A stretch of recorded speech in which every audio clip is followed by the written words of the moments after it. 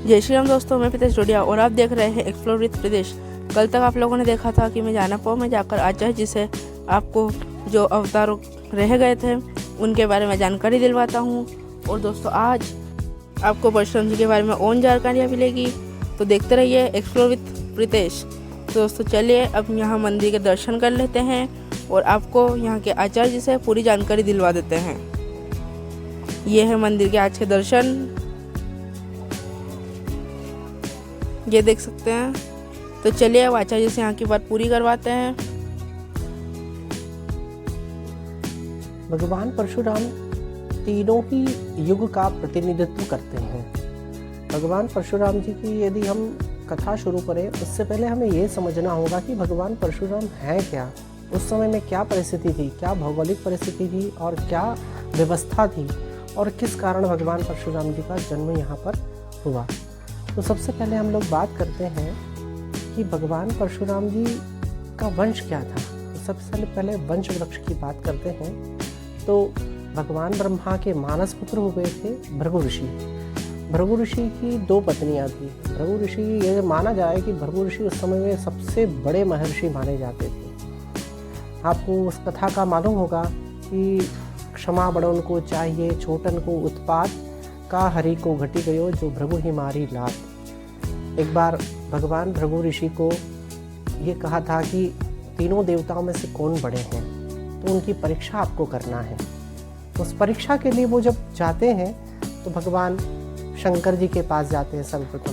तो भगवान शंकर जी के पास बिना नमस्कार किए, बिना प्रणाम किए जाते हैं। तो भगवान शंकर क्रोधित होकर उनके ऊपर त्रिशूल लेकर दौड़ते हैं। तब वे घबरा कर भाग जाते हैं।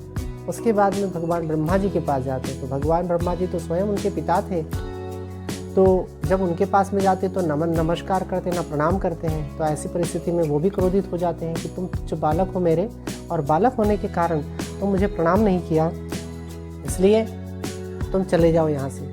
फिर उसके बाद में भगवान विष्णु के पास में जाते हैं। तो भगवान विष्णु शेष शैया पर विराजमान थे, अपनी गहरी निद्रा में गहरे योग में डूबे हुए थे। माता लक्ष्मी उनके पैर दबा रही थी। उसी समय भगवान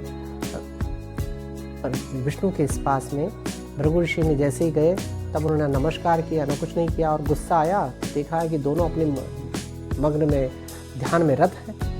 तो ऐसी स्थिति में भगवान भृगु ऋषि को गुस्सा आया और भृगु ऋषि ने उनकी वक्ष स्थल पर लात मार दी।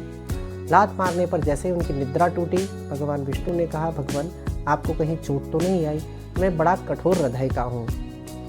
तो ऐसे में भगवान विष्णु का ऐसा वचन सुना तो भृगु ऋषि बड़े ही लज्जित हुए और बड़ा ही दिन भाव आ गया उनके मन में। तब उसके बाद में भृगु ऋषि ने उन्हें प्रणाम किया। माता लक्ष्मी वहाँ बैठे बैठे देख रही थी। तब माता लक्ष्मी ने उन्हें शाप दे दिया कि है पिता, आपने मेरे पति का अपमान किया है, उनके वक्षस्थल पर आपने पाद प्रहार किया है, इसलिए मैं शाप देती हूँ कि सारे जितने भी ब्राह्मण होंगे आपके, उन ब्राह्मण हमेशा दरिद्री रहेंगे। तब भृगु ऋषि ने उन्हें कहा कि देवी आपने शाप तो दिया है, लेकिन मैं ऐसे ग्रंथ की रचना करूँगा। दोस्तों बाकी की जानकारी कल की वीडियो में। इसी प्रकार की वीडियो देखने के लिए सब्सक्राइब करें हमारे चैनल एक्सप्लोर विद प्रीतेश को।